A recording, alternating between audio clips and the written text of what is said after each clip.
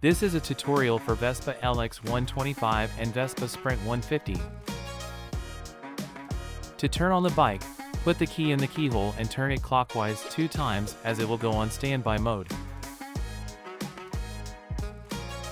Make sure that the side standard is pulled up or the bike won't start.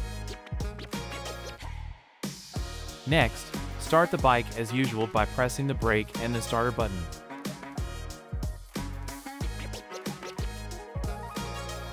To turn off the bike, turn the key counterclockwise 1 time.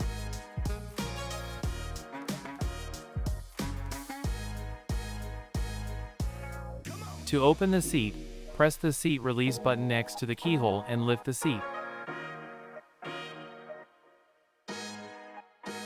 Here you can see that there's a storage room and a fuel tank.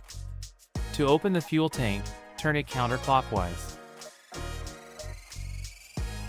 When you finish filling up the tank, close it by turning it clockwise. When you're finished, do not forget to ensure the seat is locked by pressing the end of the seat until you hear a clicking sound.